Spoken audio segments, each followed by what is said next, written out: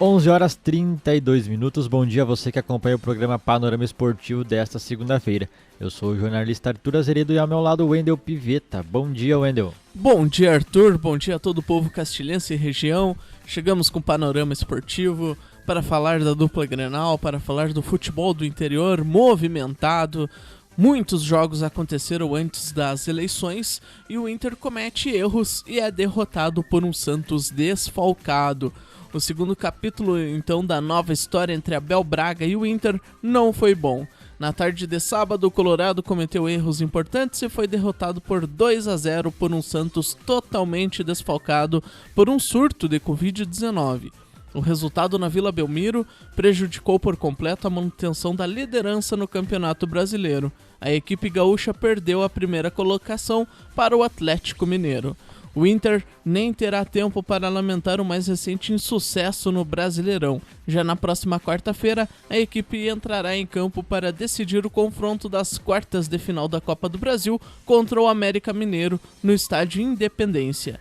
Depois disso, o Colorado volta a encarar então na Liga Nacional o Fluminense no Beira-Rio. Já o Santos medirá forças contra o Atlético Paranaense na Arena da Baixada no próximo sábado.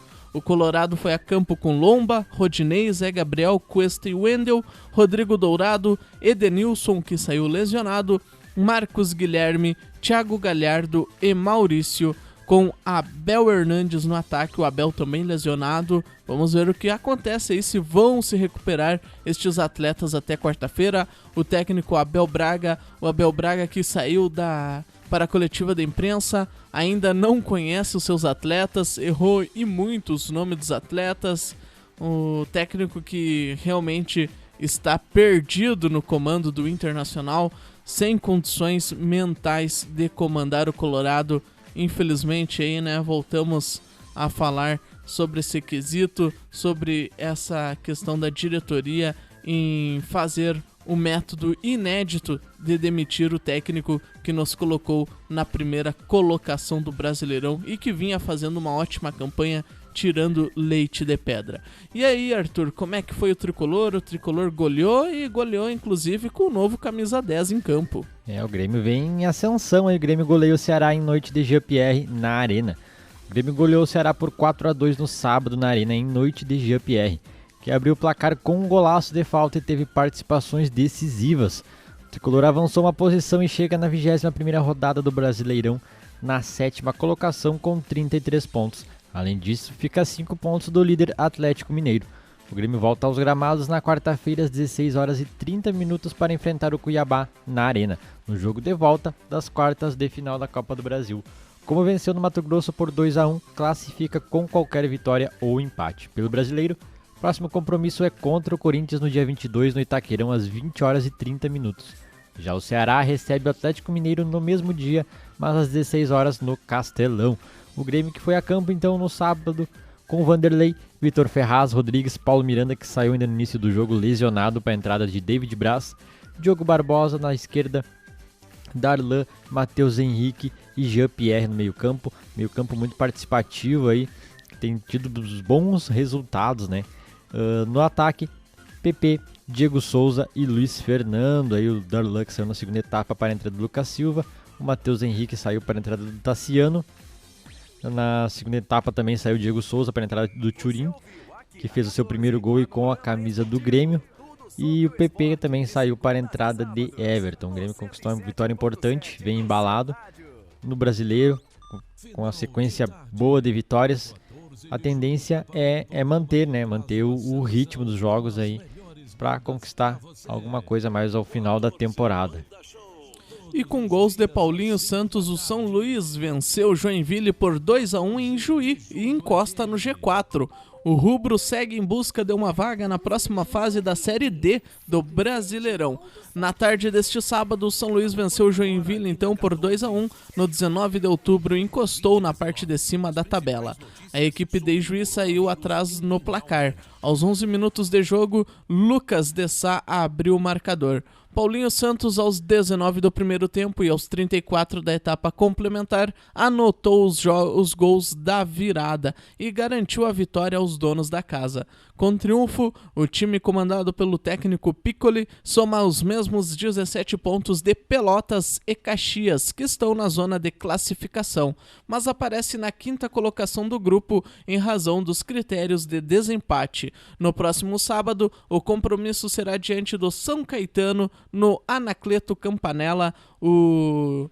Então aí o São Luís terá de viajar a São Paulo. E aí, Arthur, após 5 jogos aí, o Juventude foi superado. O Juventude lutou até o final, criou boas oportunidades e pressionou o adversário, mas acabou superado pelo Sampaio Corrêa por 3-2. A partida válida pela 21ª rodada da Série B ocorreu na noite de sábado, dia 14, no estádio Alfredo Jaconi. João Paulo e o estreante Rafael Grampola fizeram os gols do Alviverde. O Ju ocupa agora a 5ª posição com 34 pontos. O técnico Pintado teve vários desfalques. O lateral esquerdo Eltinho suspenso e machucado, o meia Neto lesionado, além do meia Renato Cajá e do atacante Capixaba, ambos ainda em recuperação da Covid-19. Com a derrota, o adversário passou o Ju na classificação, justamente pelos erros e pelos vários desfalques, mas a perda do atacante Breno, negociado com o Palmeiras, o Juventude corre contra o tempo em busca de reforços.